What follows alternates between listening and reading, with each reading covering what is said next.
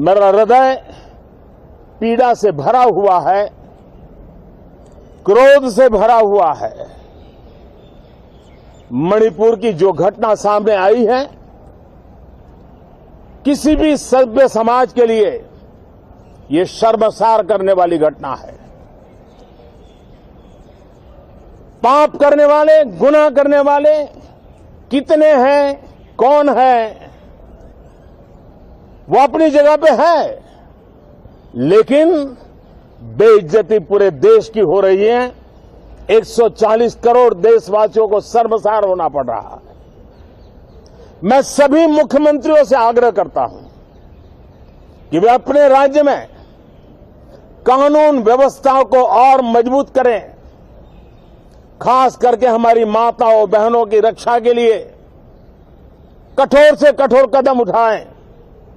घटना चाहे राजस्थान की हो, घटना चाहे छत्तीसगढ़ की हो, घटना चाहे मणिपुर की हो, इस देश में, हिंदुस्तान के किसी भी कोने में, किसी भी की राज्य सरकार में राजनीतिक वाद विवाद से ऊपर उठ करके कानून व्यवस्था का महात्म्य, नारी का सम्मान, और मैं देशवासियों को विश्वास दिलाना चाहता हूं, किसी भी गुनहगार को बख्शा नहीं जाएगा।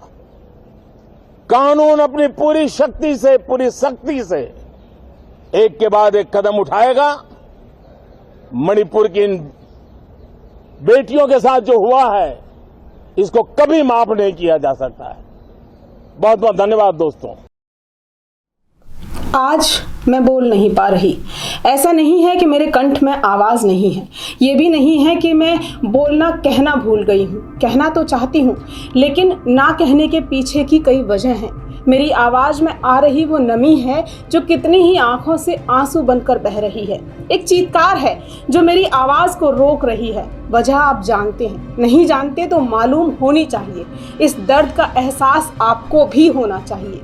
ये आंसू आपकी भी आंखों से बहने चाहिए। जो दर्द और पीड़ा आज मुझे हो रही है, वो आपको भी होनी चाहिए, क्योंकि आप दुनिया के सबसे बड़े लोकतांत्रिक देश भारत में रहते हैं। उस लोकतांत्रिक देश की संसद के दरवाजे से देश के प्रधानमंत्री जब ये बोलते हैं कि मेरा हृदय पीड़ा और क्रोध से भरा हुआ है, बेटियों के साथ जो हुआ उसे माफ नहीं किया जाएगा, उन दोषियों को बख्शा नहीं जाएगा, तो सवाल देश के हर उस इंसान के जहन में उठना चाहिए, उठता है कि इंसानियत है कहाँ। लगभग 2 महीने से ज़्यादा वक्त गुजर गया। भारत का वो राज्य जो मणिपुर कहलाता है, जो महाभारत के अर्जुन का ससुराल कहलाता है, वो मणिपुर इसलिए बना क्योंकि वहाँ मणि थे। क्या वे यही मणि हैं जो 2 महीने से भी ज़्यादा समय से हिंसा की आग में जल रहे हैं?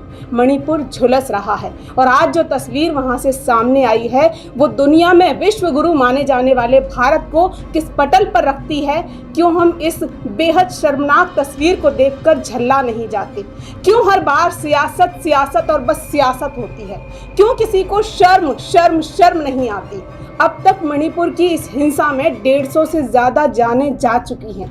जानमाल का नुकसान तो हुआ ही है, लेकिन आज मान का नुकसान हुआ है। भूल पाना मुश्किल ही नहीं, नामुमकिन है। मैं तो भूलूंगी नहीं, और आपको भी नहीं भूलना चाहिए। धिक्कार है ऐसी शासन प्रशासन व्यवस्था पर जो बार बार हमें महाभारत काल की द्रौपदी के चीरहरण की याद दिलाती है। आज़ादी का अमृत काल मना रहे हैं इस देश में हम लोग। भारत देश में ये तस्वीर झकझोरती है, नारी के अस्तित्व को बार बार चोटिल करती है। अफसोस इस बात का भी है कि महिला का मान चोटिल हो और मंत्री पद पर बैठी महिला ही बोल न पाए, और बार बार बोलने को जब कहा जाए तो ऐसा बोल जाए कि सुनकर भी खीज होती है। 2.5 महीने में बस ये आश्वासन बचे हैं, पुलिस से छुड़ाकर कोई महिलाओं को अलग कर लेता है वहाँ से, और उनके साथ ऐसा अमानवीय व्यवहार करता है, उन्हें इस दशा में घुमाता है। और मंत्री मोहतरमा क्या कहती हैं? हम कहते हैं यत् नारस्यु पूज्यन्ते रमन्ते तत्र देवता। हमारे माननीय जो पीएम मोदी साहब हैं, वो विदेशों में भारत की दमदमाती छवि पर बात करते हैं, डंका बजाते हैं भारत का विदेशों में। 2.5 महीने में डबल इंजन की सरकार वाले इस राज्य में कितनी बार लोग झुलसे हैं, सबने देखा है। मणिपुरियों के राज्य में हिंसा मौतों की खबरें क्यों आ रही हैं? क्या उन्होंने एक बार भी झांक कर देखा? मैरी कॉम, मीराबाई लगातार संदेश भेजती रहीं, पीएम से गुहार सब लगाते रहे, लोग रो रहे हैं, भिलक रहे हैं, मदद की गुहार लगा रहे हैं, लेकिन किसने क्या किया?